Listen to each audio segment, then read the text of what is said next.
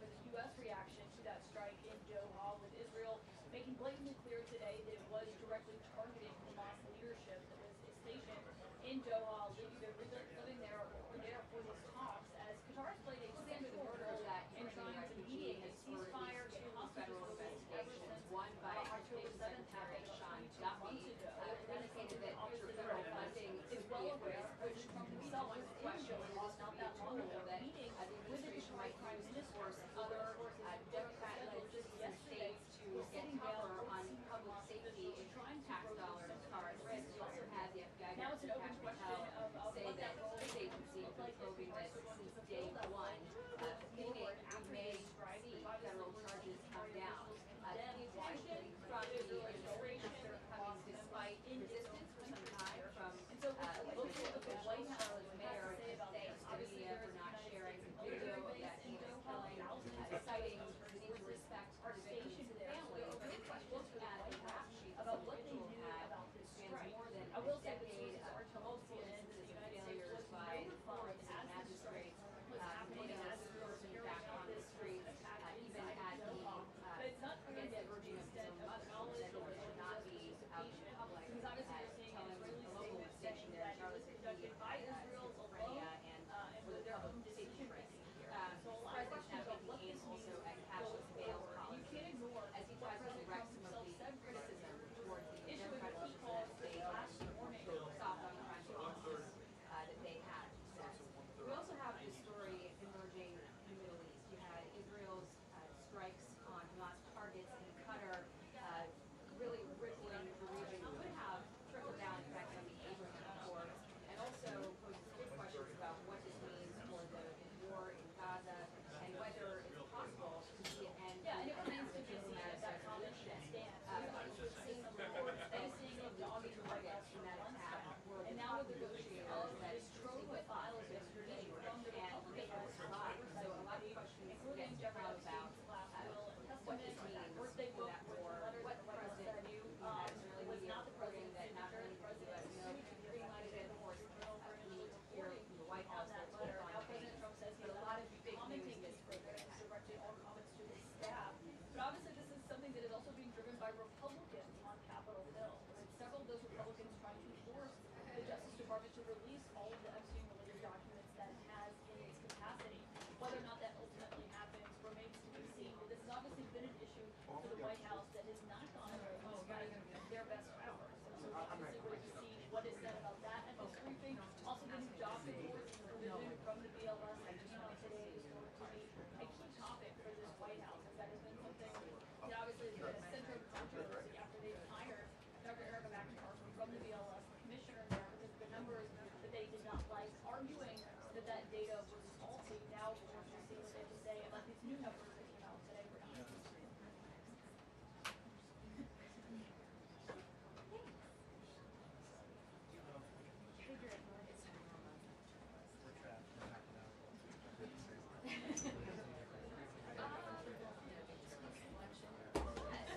It really brings out your eye, I'm sure.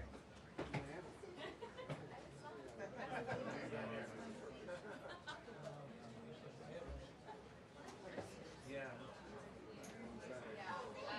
With my mom's birthday on Friday, my grandma also shows.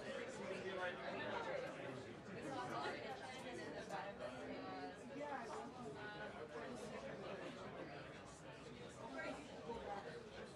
and my mom was waiting at the second that she had it upstairs. Yeah, I don't think we should leave it there. I would just move it around the door. I'm trying to take some. Yeah, sure.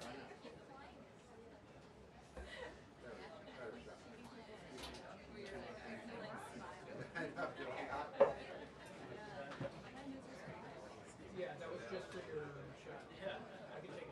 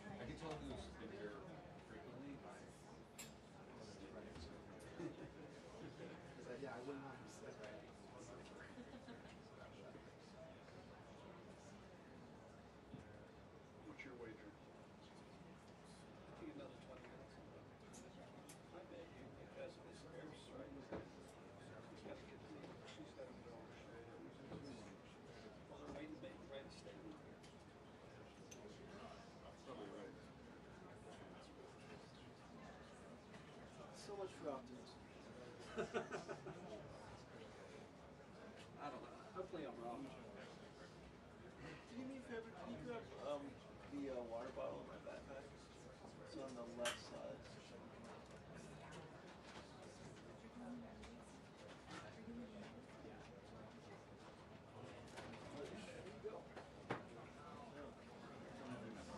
Jackie. Sure.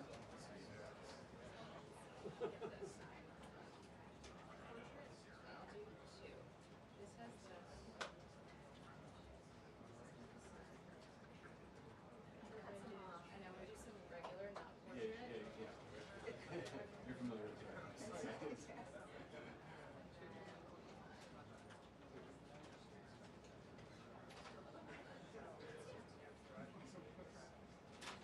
There's gotta be something in there that's good. I tried to cut yours with blood on it. I used to feel free to crop or do as much as different. We do 3/4 of the year in Berkeley and a quarter now in Austin. I'm Mike Sheldon.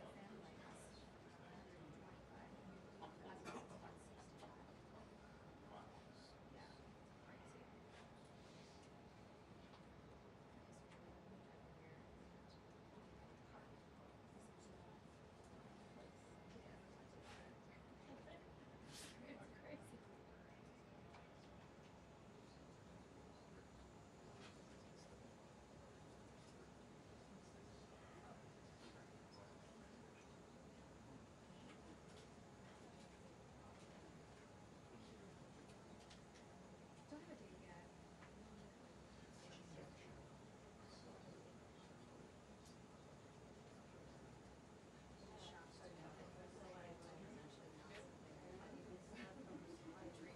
My whole life.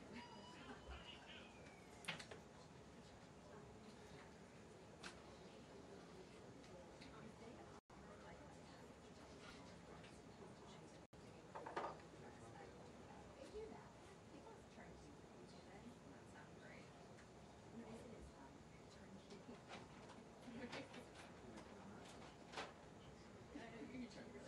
Just walk in.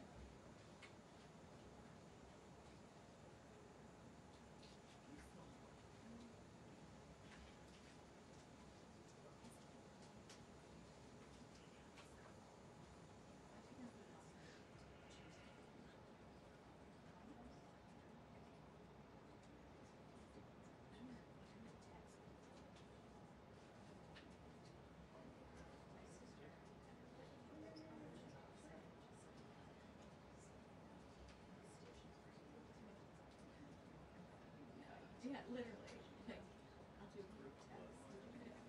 Thumbs up if you're having.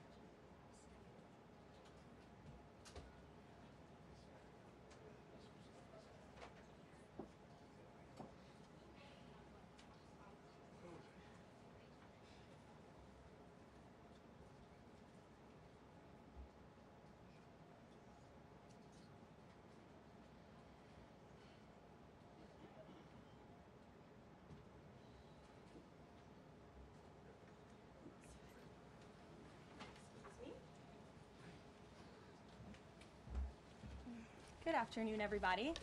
Apologize for my tardiness today. Thanks for being here. Another packed room. It's good to see. We'll begin with a scheduling update today. President Trump will commemorate the 24th anniversary of 9/11 on Thursday with a visit to the Pentagon Memorial in the morning, followed by an appearance at the New York Yankees game at Yankee Stadium in the Bronx on Thursday evening. Next week, as you all know, the President and the First Lady will depart for their historic state visit to the United Kingdom on Tuesday, and they return to Washington on Thursday. Today, I would like to address the tragedy that has not received nearly enough media attention, the brutal murder of Irina Zarutska. Here are the facts that many outlets have shamefully and intentionally failed to report until President Trump drew attention to it. On August 22nd, Irina Zarutska was stabbed to death on the rail system in Charlotte, North Carolina by a savage career criminal. This is a public transportation system that many in the area use every single day to go to school and work. Irina was on the train that night traveling home from her job at a pizzeria, still in uniform from her shift. This beautiful, innocent 23-year-old young woman was a Ukrainian refugee who had recently fled her country for a chance at a safer life and a promising new beginning here in the United States of America. But tragically, a public transportation system in a major American city was more dangerous than the active war zone that she left. The President and the entire White House are praying for her family and friends during this unimaginably difficult time. But while we extend our thoughts and prayers, we must also seek justice for this crime and call attention to this heinous incident. Surveillance video of the killing was finally released to the public this past Friday. It shows the alleged killer, DeCarlos Brown Jr., pull out a knife, get up from his seat behind Irina, and prepare to thrust a blade into her neck before the released footage gets cut. This is pure evil on full display. The most enraging and unacceptable part of this story is that her death was entirely preventable. DeCarlos Brown never should have been on that train that night. In fact, he should have been behind bars. DeCarlos Brown has been charged with crimes no fewer than 14 times, dating back to 2011, including for armed robbery, felony larceny, breaking and entering, and shoplifting. Brown had previously served 5 years in prison for a robbery with a deadly weapon charge, and he had also forfeited bonds 3 different times, twice in 2014 and once in 2023. Despite all of this past documented criminal history, when Brown was arrested yet again in January of this past year, a Democrat judge, who I will add was a strong supporter of former Vice President Kamala Harris, released this insane criminal once again without requiring him to pay any bail. He simply had to sign a written promise to return for his court hearing. Think about how crazy it is to ask a career criminal, someone who by definition repeatedly breaks the law, to just sign a written promise and come back again another day. This is madness. This monster should have been locked up, and Irina should still be alive. But Democrat politicians, liberal judges, and weak prosecutors would rather virtue signal than lock up criminals and protect their communities. And perhaps most shamefully of all, the majority of the media, many outlets in this room, decided that her murder was not worth reporting on originally because it does not fit a preferred narrative.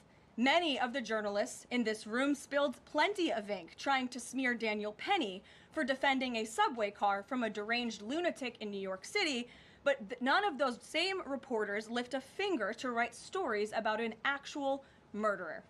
Here's the truth that every American must know. Too many innocent people across the country continue to pay the price of the failed experiment known as cashless bail that has been championed by the Democrat Party for years. All the way back in 2020, North Carolina's then Democrat Governor Roy Cooper established a so-called task force for racial equity and criminal justice. Sounds nice, but it's not. That task force was co-authored by then Attorney General and current Democrat Governor Josh Stein. It recommended, quote, reimagining public safety to, quote, promote diversion and other alternatives to arrest. It also advised to de-emphasize some felony crimes, prioritize, quote, restorative justice, and eliminate cash bail. Democrats in North Carolina and nationwide are consumed with pushing a woke, soft-on-crime agenda, no matter how many innocent Americans suffer as a result.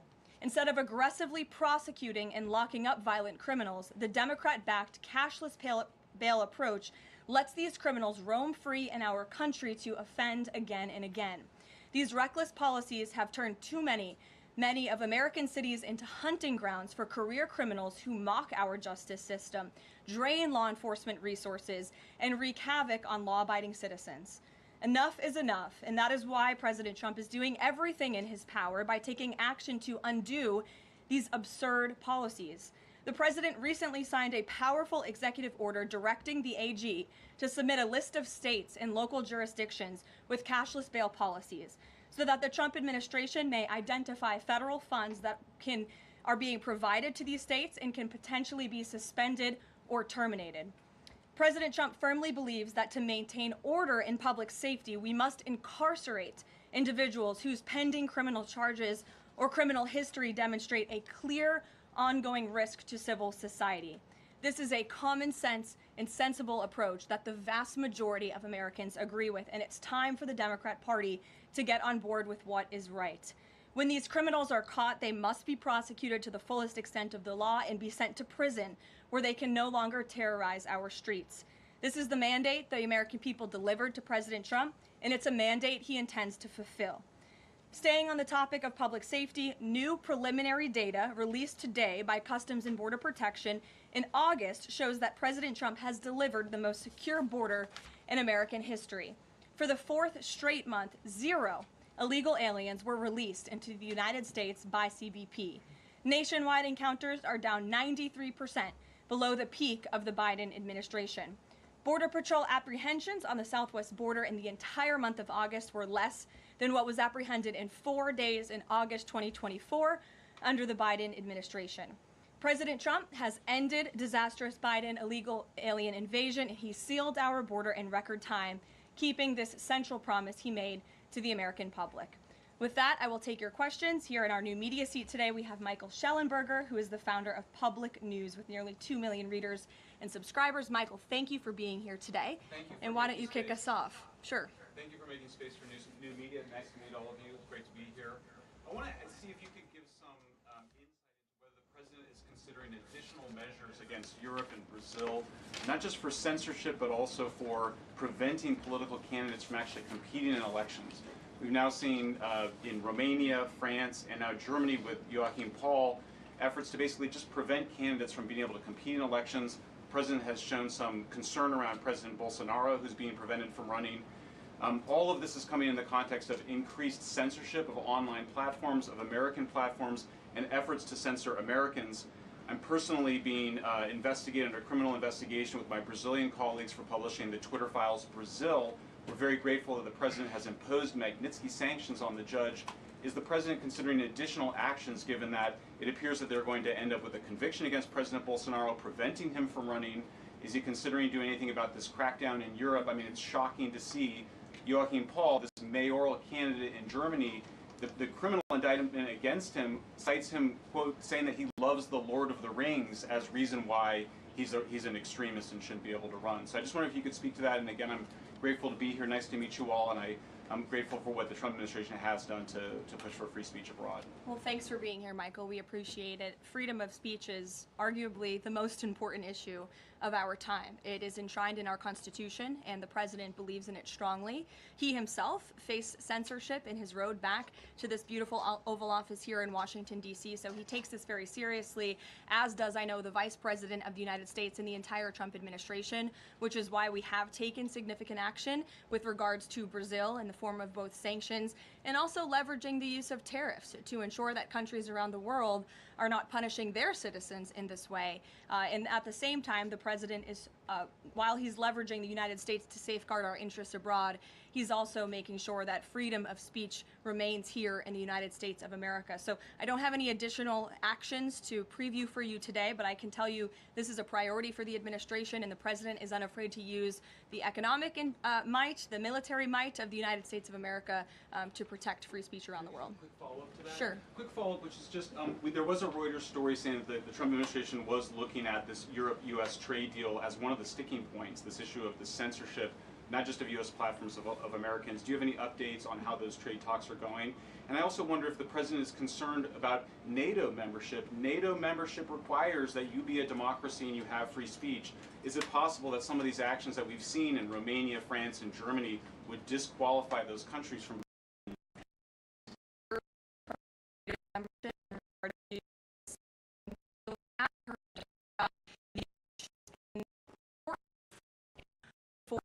on the world, including the Prime Minister of the United Kingdom. When we were in Scotland, the President brought this up and how important it is for the Prime Minister to protect free speech in the UK and in various conversations with other world leaders. So he brings it up, and I think the entire world knows that this is a priority for the President of the United States. Gabe. Thank you, Caroline. Regarding the Israeli strike in Doha, how much time or how much of a heads up did the U.S. get, and does the President support the strike? Sure. Well, I have a statement to read for all of you with respect to the Israeli strike in Doha, and here it is. This morning, the Trump administration was notified by the United States military that as Israel was attacking Hamas, which very unfortunately was located in a section of Doha, the capital of Qatar. Unilaterally bombing inside Qatar, a sovereign nation and close ally of the United States that is working very hard and bravely taking risks with us to broker peace, does not advance Israel or America's goals. However, eliminating Hamas, who have profited off the misery of those living in Gaza, is a worthy goal. President Trump immediately directed Special Envoy Witkoff to inform the Qataris of the impending attack, which he did. The president views Qatar as a strong ally and friend of the United States and feels very badly about the location of this attack. President Trump wants all of the hostages in Gaza and the bodies of the dead released, and this war to end now. President Trump also spoke to Prime Minister Netanyahu after the attack. The Prime Minister told President Trump that he wants to make peace, and quickly. President Trump believes this unfortunate incident could serve as an opportunity for peace. The president also spoke to the Emir and Prime Minister of Qatar and thanked them for their support and friendship to our country. He assured them that such a thing will not happen again on their soil. And to be clear, the president disagrees with the location of the strike, and that he passed that along to Prime Minister Netanyahu. The president just confirmed that in the statement that I just read to you, which I spoke with him about before coming out here. Jackie. Thank you, Caroline. So is the president upset with Netanyahu now? The president made his thoughts and concerns about this very clear, and he spoke again both to Prime Minister Netanyahu and also the Emir and the Prime Minister of Qatar after this attack. And the president has always made it very clear that he wants peace in the Middle East, just like he sought that and accomplished that in his first term. He expects all of our allies and friends in the region, that includes both Qatar and Israel, to seek peace as well. And he wants to see that happen, and he's working with all of our allies in the region to get that done. Are there any consequences, so to speak, for Netanyahu doing this, as it sounds, against the president's wishes, or at least his belief that it was appropriate? Is there going to be any directive from the president to Netanyahu in terms of what's allowed in the future? And also, is there any concern this could jeopardize the Abraham Accords?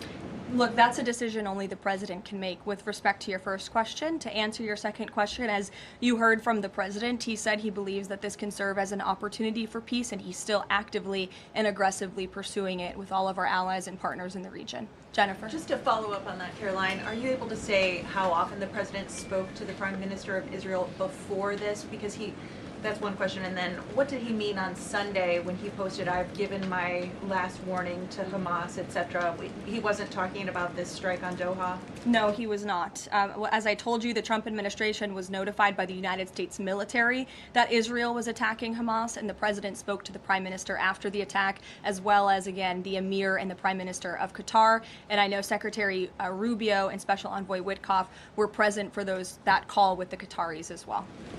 Reagan. Thanks, Caroline. I have two questions for you on crime crackdown. Sure.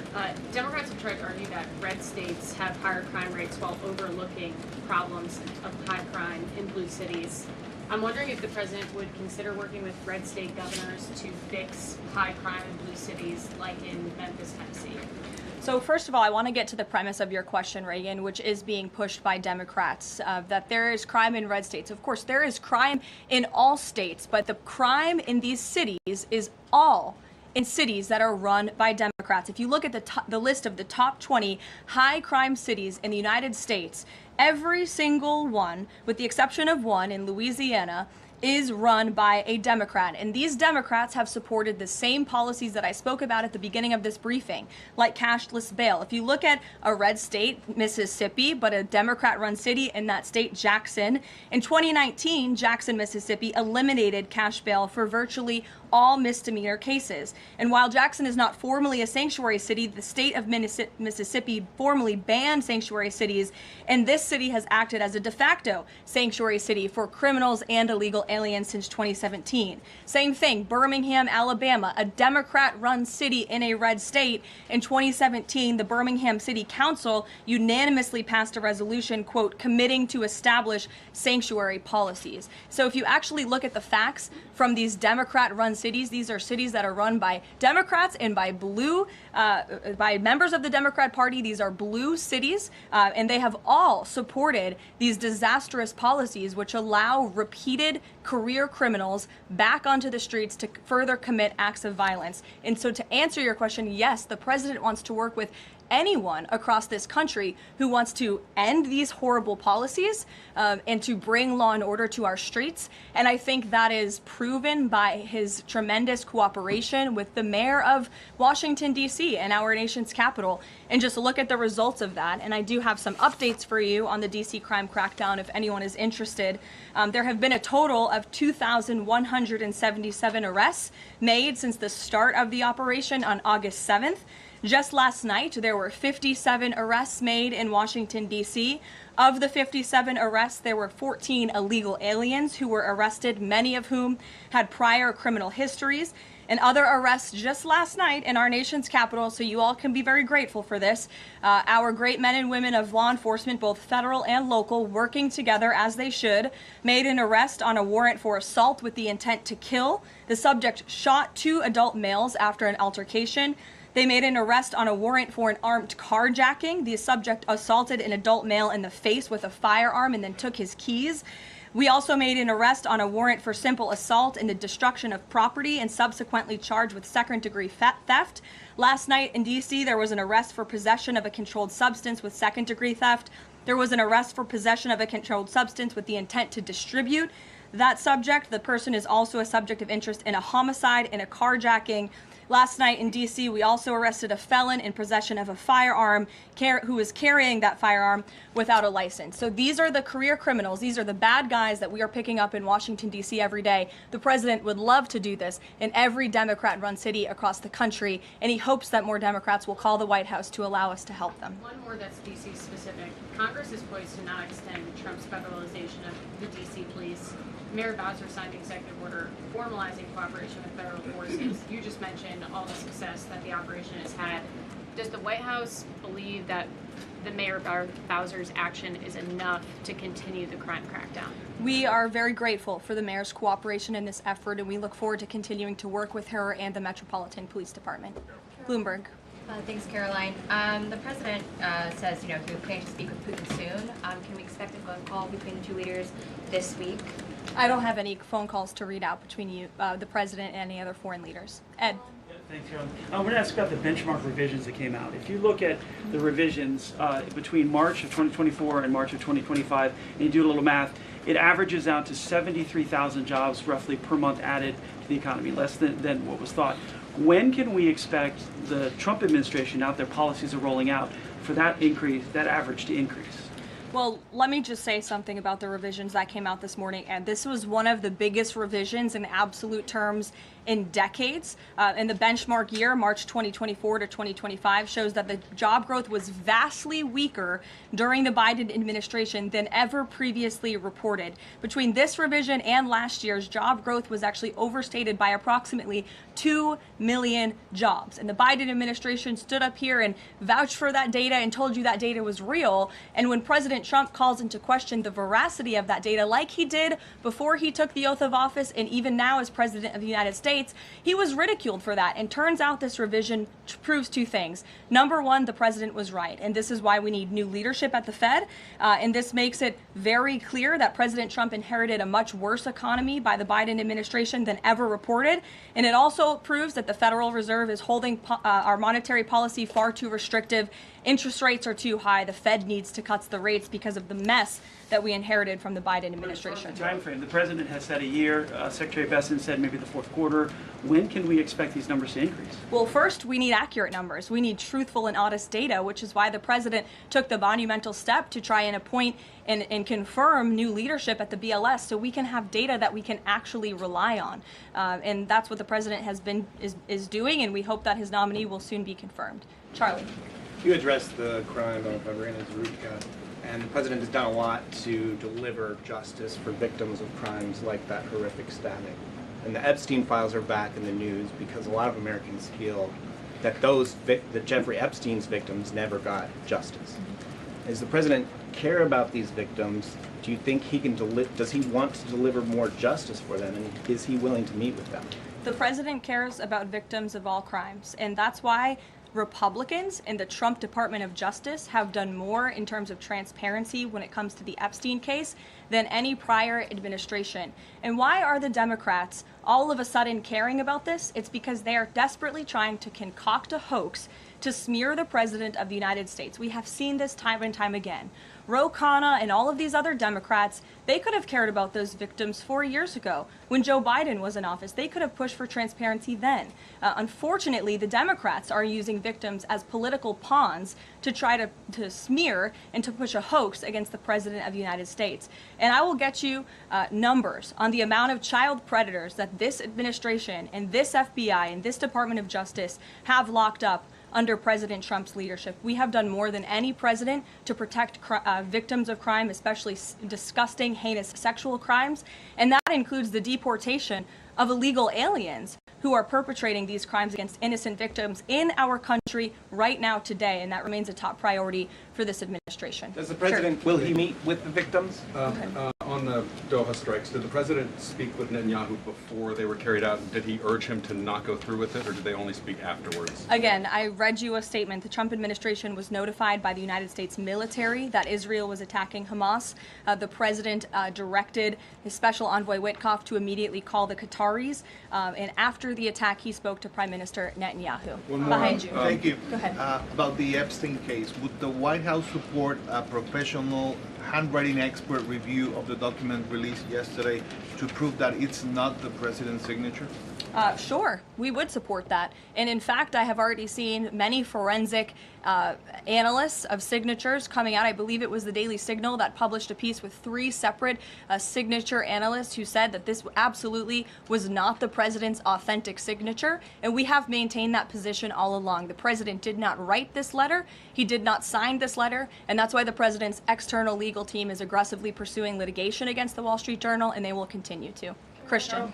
Thanks, Karoline. Following up on Ed, now that we have these revised jobs numbers, is the president concerned at all that price spikes, stemming from his tariffs through the end of the year might actually be driving the country towards a depression or a recession? What I'm asking is he committed to these policies now that we know how faulty the jobs data was? The president is committed to his policies because his policies are working, Christian. And there have been a lot of people fear-mongering about inflation in this room, but it just has not come to fruition. On a monthly basis, CPI inflation has now come in at or below the market's expectation for 6 consecutive months, every month that President Trump has been in office. Overall, inflation has run at a 1.9% average pace in the president's first 6 months in office. I would have told all of you that in January, you would not have believed me, but those are the facts and those are the numbers. And we also see many other positive signs in economic indicators like real GDP.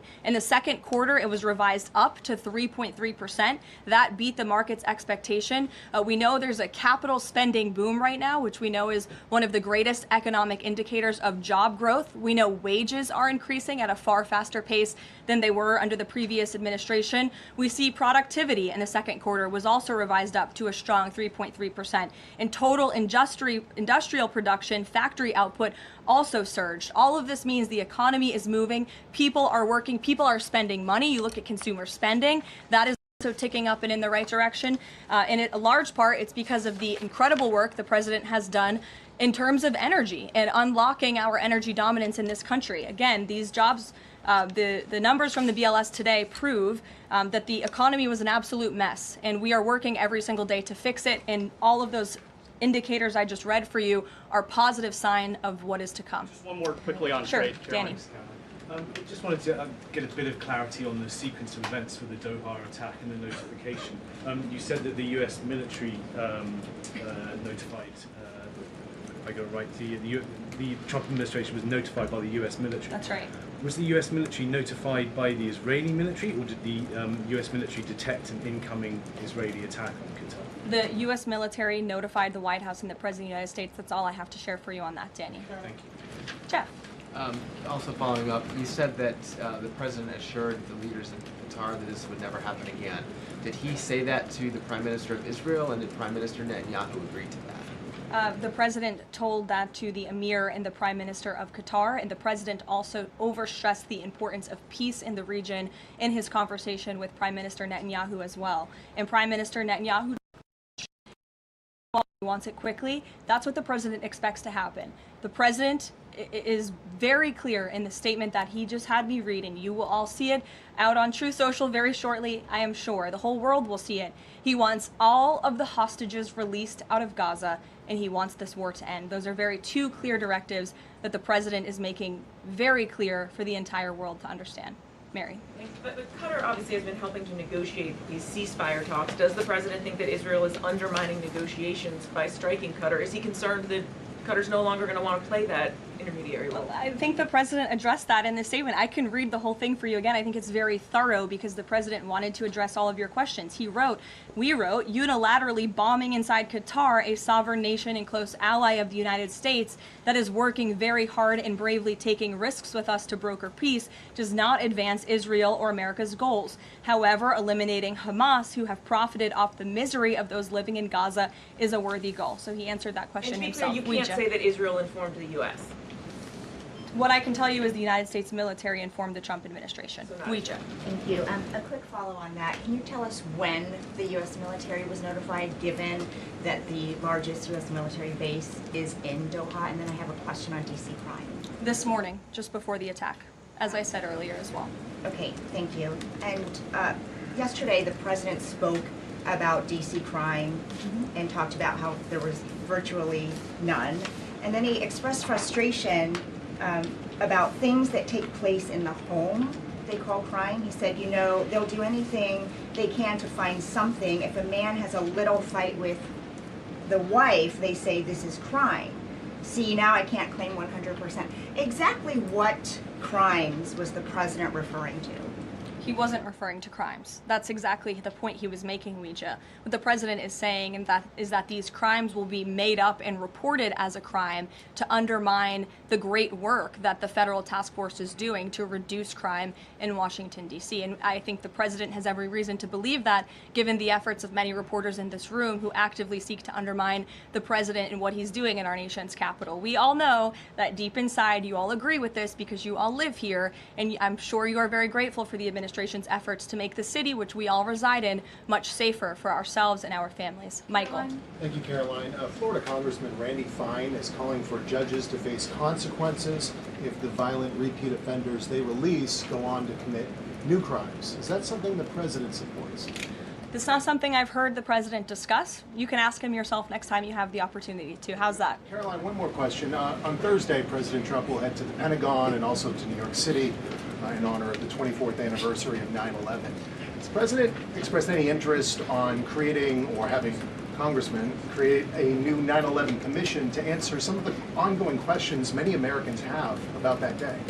I, again, have not heard the president discuss that. You're welcome to ask him yourself, but I do know he very much looks forward to going to both the Pentagon and the Yankees game in New York City on Thursday to commemorate the 24th anniversary. As you know, the president is a New Yorker at heart. He loves the city very much. It is his home, and you'll hear more about that on Thursday when the president speaks on this himself. Kelly. Karoline, thank you. I wanted to ask you a question about the president speaking yesterday before the Religious Liberty Commission.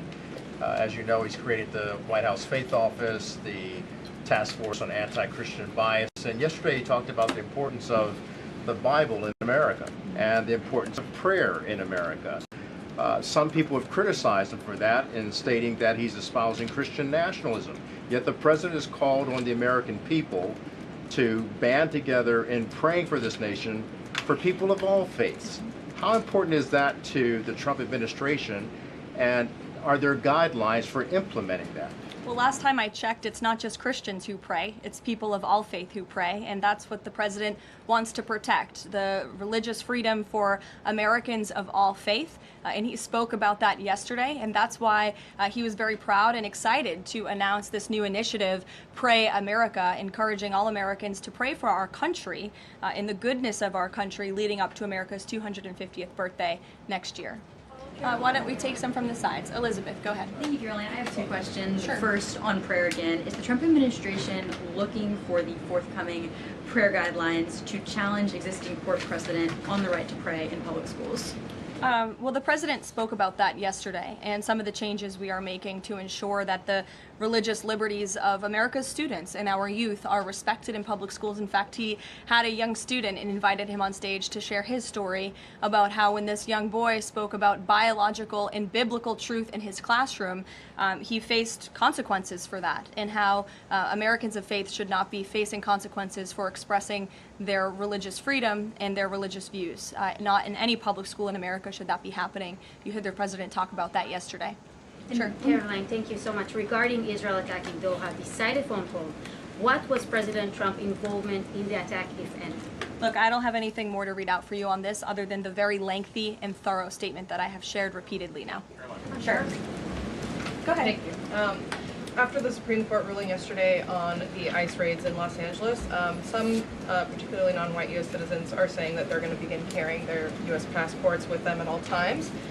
What is the White House's response to Americans who are concerned about being swept up, as others have been already, in these enforcement actions? They should not be concerned, because this administration is focused on the detention and deportation of illegal alien criminals who broke our nation's immigration laws. And the Supreme Court upheld the Trump administration's right to stop individuals in Los Angeles to briefly question them regarding their legal status, because the law allows this, and this has been the practice of the federal government for decades. And the Immigration and Nationality Act states that immigration officers can briefly stop an individual to question them about their immigration status if the officer has reasonable suspicion that the individual is illegally present in the United States. And reasonable suspicion is not just based on race, it's based on a totality of the circumstances to review. And I will tell you, I spoke to our border czar about this morning, when ICE goes out to conduct a targeted operation to deport illegal criminals from our community, they are doing so with intelligence, they are doing so with law enforcement sources, they are doing so in most cases with the backing of local law enforcement who know exactly where these illegal alien criminals and drug traffickers and drug dealers are hiding in plain sight in American communities. And the men and women of ICE are doing everything they can to not only follow the law, but to enforce the law. And it's about time that has happened, because we had 4 years of an administration who completely ignored and evaded our nation's very clear immigration laws, and the Supreme Court has reaffirmed that. Thanks, Caroline. One of the other documents released by the House Oversight Committee contained a photo of Jeffrey Epstein holding an oversized check that was made out to him in the check from the president for $22,000 for a fully depreciated woman. I wondered if the president has any recollection of that, or what you guys make of that photo that was included in those documents. Did you see the signature on that check? It is not Donald Trump's signature. It is absolutely not. The president did not sign that check. But does he recognize the woman? Caroline, Thank you, Caroline. on the New York City election, Caroline. is he Well, considering... I'll take both of you. Go ahead. So first, is the president considering offering Mayor Eric Adams a job? If so, why? And does he think Curtis Lee was a serious candidate for New York City mayor? Look, the president has made it quite clear he wants this race to move forward in New York City. He does not want a communist to be running New York City, but as for weighing in on other individual candidates, I'll leave that to the president to do himself. Caroline, and then following up on Reagan's question, you know, many of these highest crime cities in America, they're led by black mayors, including the three that you mentioned, Jackson, Memphis, Birmingham. So given that, what's your response to criticism from the left that Trump is targeting black mayors? Isn't he just trying to protect black people? The president is trying to protect all Americans from crime, and he wants to make all of our cities in America safe. And the fact is, the most dangerous cities in America are run by Democrats, overwhelmingly. And according to the FBI crime statistics, 19 of the top 20 cities with the highest murder rate are run by Democrats. And these high crime Democrat-run cities are driving up the crime stats in otherwise safe red states. So of course he wants to address this problem. He's made that quite clear. You know, Mike Johnson, he came out and said that the president was an FBI informant. Do you know what he meant by that, if it's not true? I can affirm that is not true. I think the speaker was referring to the fact that President Trump kicked Jeffrey Epstein out of his Mar-a-Lago property for reasons the president has already discussed. John. Oh, thank you, Caroline. First of all, as a Washington, D.C. resident with my family, I just want to thank the administration for revitalizing safety here.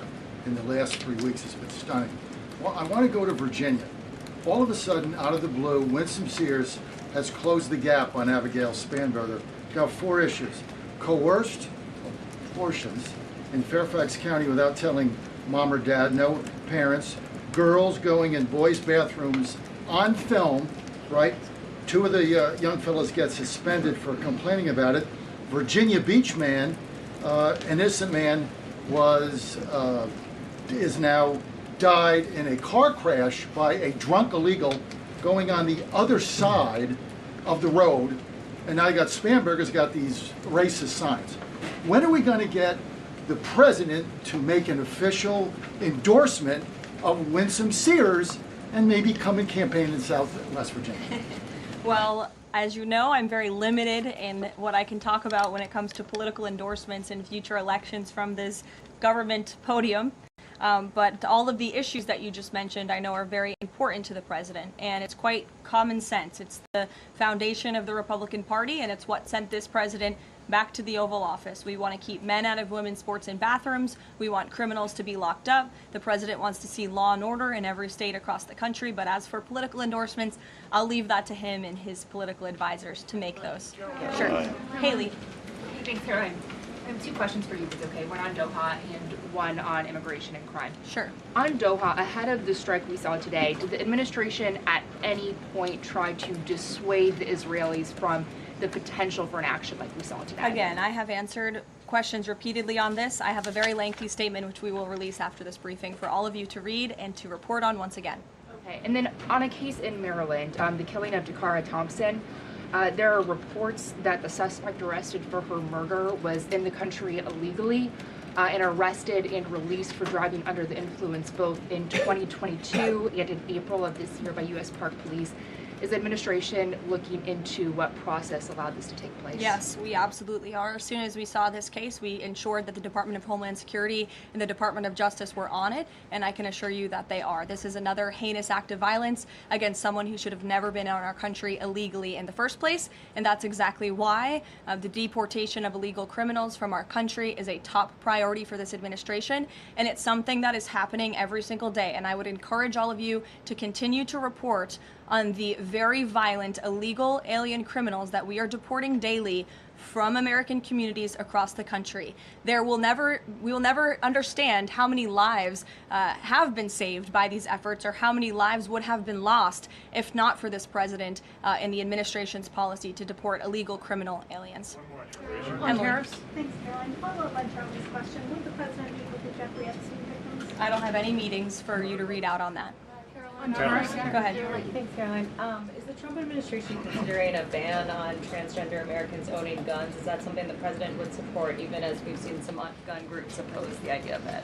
I saw reporting on this. I understand there were very preliminary, low-level discussions about this at the Department of Justice, and then sometimes those discussions are reported as fact. I'm not tracking any potential actions on this front, and I'll let the president weigh in on that. It's a policy decision, and it's far too early or would be premature, inappropriate for me to weigh in on it at this point in time.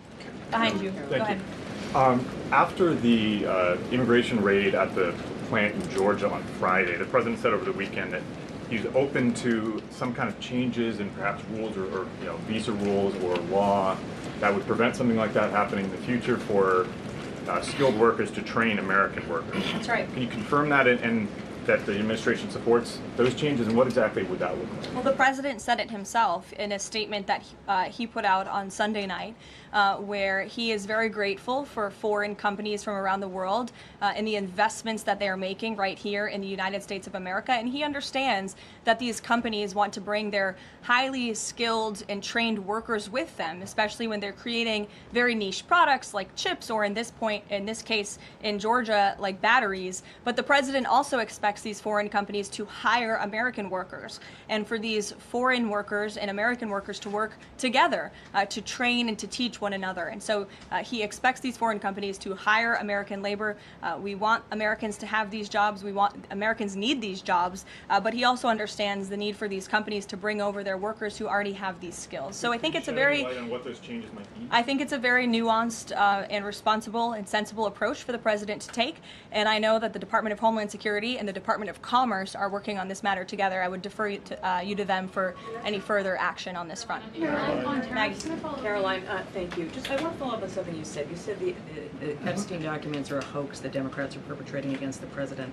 You said he didn't sign that check, that he didn't sign the birthday card that he allegedly signed. So what is the theory, since these documents came from the Epstein estate? Who is I guess in your view, faking these documents? I did not say the documents are a hoax. I said the entire narrative surrounding Jeffrey Epstein right now that is absorbing many of the liberal cable channels on television is a hoax that is being perpetuated by opportunistic Democrats like Ro Khanna and the others whom you saw on that press conference outside of Capitol Hill, who are trying to push this hoax against the President of the United States. What exactly is the hoax? I'm just trying to understand what's fake. What's fake is not the documents. The hoax is the Democrats pretending to care about victims of crime when they do not care about victims of crime, when they have done nothing to solve crimes, when they have done nothing to lock up child pedophiles and child rapists across the country, and when they are now using victims as political props to try and, again, smear the President of the United States and drag on this bad story about him. It is a distraction. The Democrats view this story as nothing more than an attempt to distract from the accomplishments and the achievements of this administration.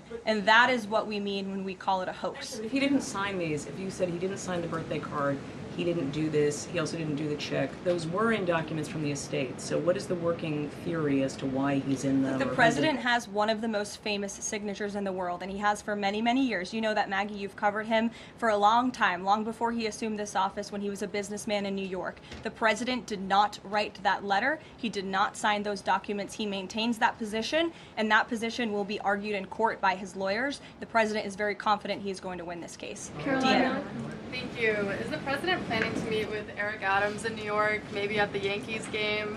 And has he personally talked to him about the race? I am not tracking any meeting with Mayor Adams at this time, but if that happens, I'm sure the New York Post will be one of the first people to know about it. I'll take a couple more questions. Why don't we go to the back? Tom Dempsey with News Nation. Regarding the growing U.S. military News presence... Nation, all the way in the back. Regarding the U.S. military, the growing U.S. military presence in the Caribbean, when asked directly about possible future military action, President Trump responded, "You're going to find out." What could the U.S. public expect of that situation moving forward, and what sort of ongoing threat does Trendejo Agro? I think it would be very unwise of me to preview what the president meant from this podium. But I think what the heart of what the president was saying, I know what the heart of what the president was saying in this administration believes, is that the regime in Venezuela is illegitimate. And it is unacceptable to this president and this administration to traffic illegal, deadly drugs into the United States of America. And that's why the president and the administration took very strong action against a boat and 11 narco-terrorists in international waters, as you all saw. I think that sends a very strong message to drug traffickers around the world. The president will not tolerate it, and the amount of drugs on that boat represents the lives of thousands of Americans that could have been killed by that deadly poison, and we're not going to allow that deadly poison to come into our country. The president will be signing a proclamation in the Oval Office later this afternoon, and we will see you all later. Thank you. Thank you.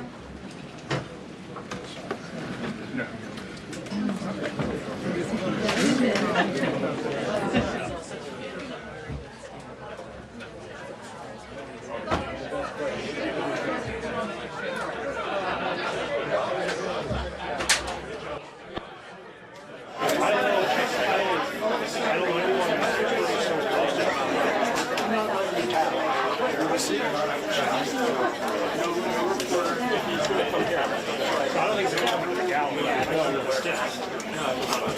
know if he's gonna like show up there late. No, it won't be like that. It'll be a West exec.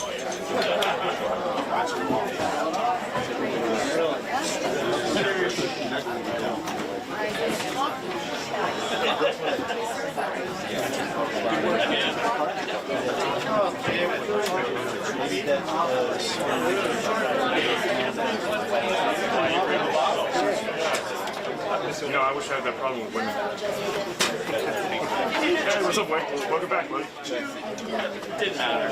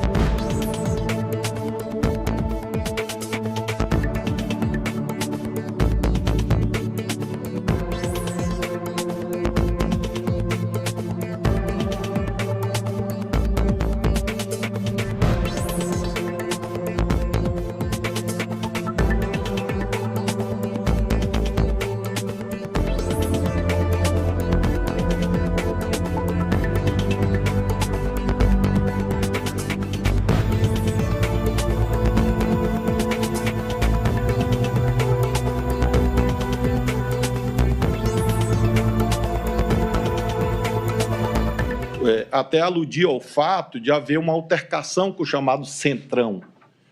Ele não cantou, graças a Deus, mas, de fato, o Augusto Heleno, salvo engano, é aquele que cantava uma musiquinha rimando ladrão com centrão, ou centrão com ladrão, algo assim. Então, a tese é plausível, de que, a tese é agitada na tribuna, de que houve essa participação de menor importância, porque não houve atos exteriorizados de Sua Excelência no segundo semestre. O nome dele estava no Gabinete Institucional de Gestão de Crise? Sim. Mas uma coisa que me chamou a atenção, estimados colegas, estimada colega Carmen, é que ele não participa das reuniões. Ele não está nas reuniões. Não há nos autos que ele estava lá nas reuniões com o ministro da Defesa, com os comandantes, enfim, não vi. E, a meu ver, isso também indica uma menor eficiência causal dele a partir de um certo momento. Se foi por conta do Centrão, se foi por conta de problemas pessoais, políticos, pouco importa. É um juízo objetivo. Há atos exteriorizados de Augusto Heleno no segundo semestre, quando se deram os eventos, digamos, principais da trama que nós estamos a julgar? Não localizei. E, finalmente, em relação ao general Paulo Sérgio. Aqui é um juízo um pouco mais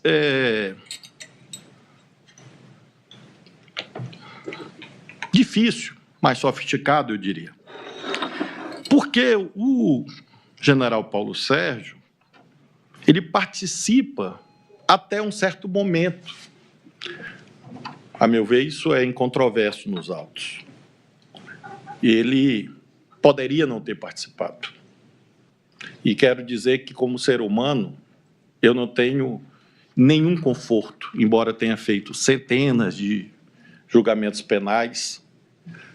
É sempre algo que fala no seu coração quando você vem para a dimensão do si. Se a pessoa não tivesse feito... Às vezes você é quase, como você está vendo no filme, você é quase chamado a torcer, dizer assim, não faz isso, mas fez. Só que em relação ao fez, à luz das provas dos autos. E a exposição do ministro Alexandre demonstrou isso. Mas o general Paulo Sérgio, e eu enquadro na mesma categoria do Augusto Heleno e do Ramagem, tem uma singularidade.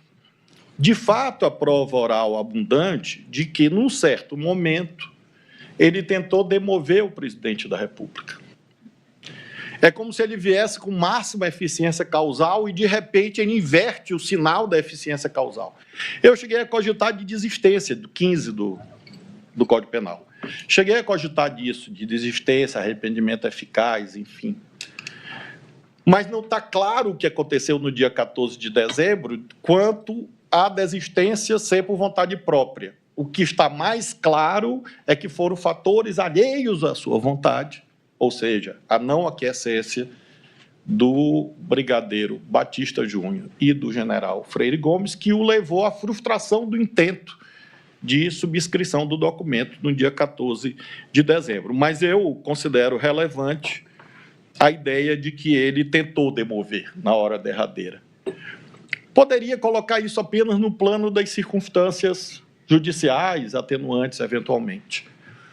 Mas esse tribunal, com muita sabedoria, já consagrou, assentou inúmeras vezes, que dosimetria não é aritmética.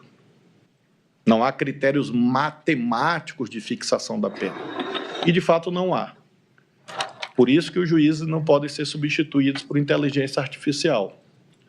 Porque, se fosse matemática, daqui a pouco nós teríamos este mundo caótico em que os julgamentos são destituídos de análise equânime, equitativa, humana, que deve presidir qualquer julgamento de uma pessoa que julga o seu semelhante. Então, eu não sou um chat GPT, nem quero ser.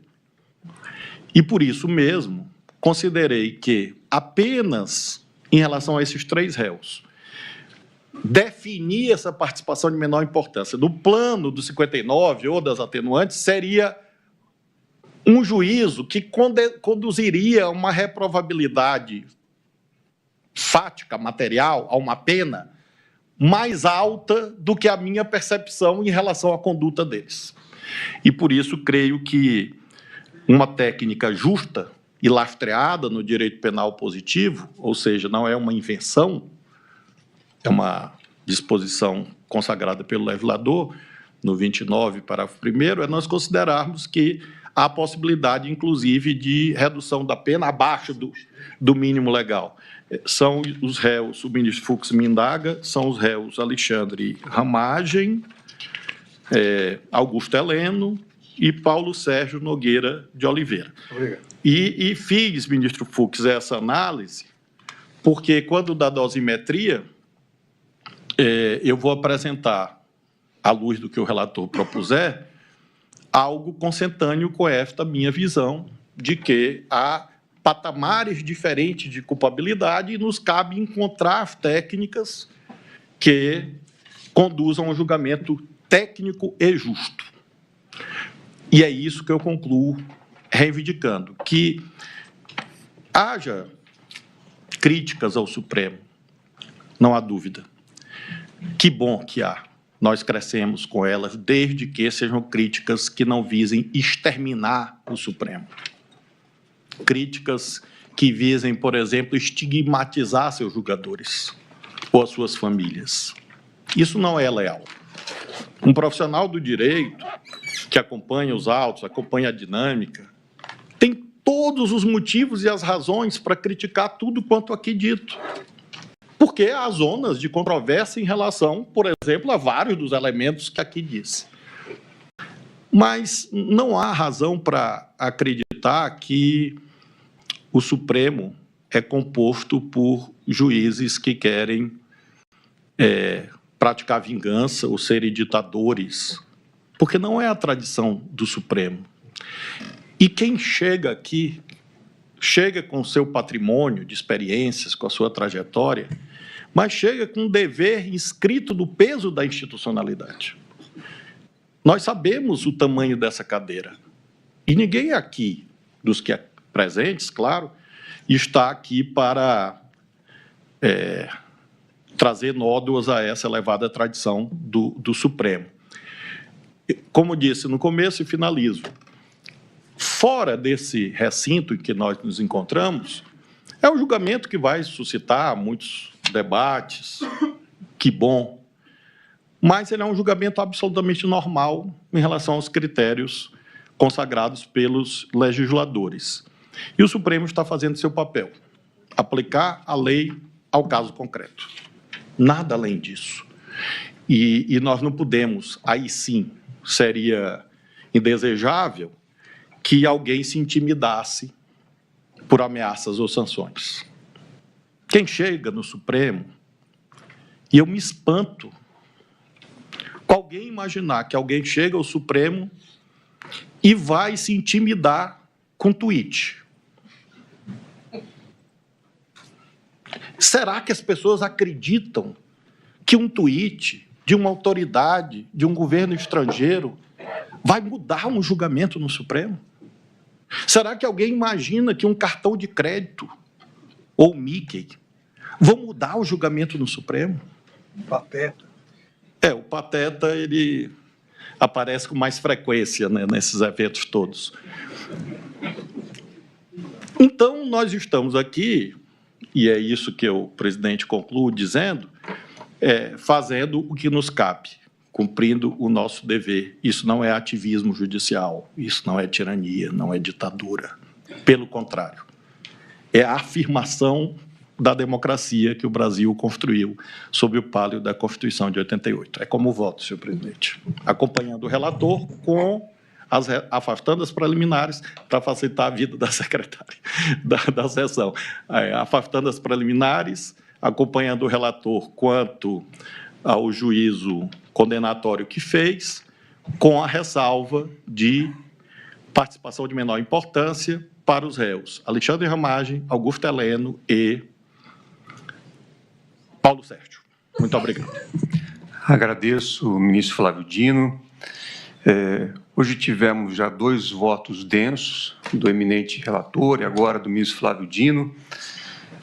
São 17 horas e eu consulto a ministra Carmen Lúcia e os demais eminentes pares sobre a possibilidade de retomarmos os trabalhos amanhã. Acredito que Vossa Excelência não conseguiria hoje concluir o voto. Correto, ministro Fux? Então, todos de acordo em darmos continuidade amanhã aos trabalhos? Então, eu vou proclamar o resultado parcial e aí ficamos com a sessão de amanhã, às 9 horas, com o voto do ministro Luiz Fux.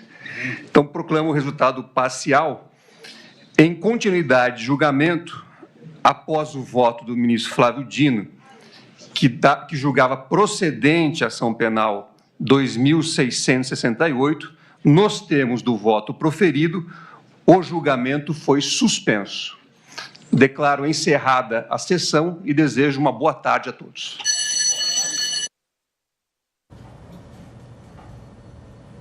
Gisele, muito obrigada pela sua companhia ao longo do dia de hoje. Tivemos o voto do ministro relator, o voto do ministro Flávio Dino e amanhã retomamos.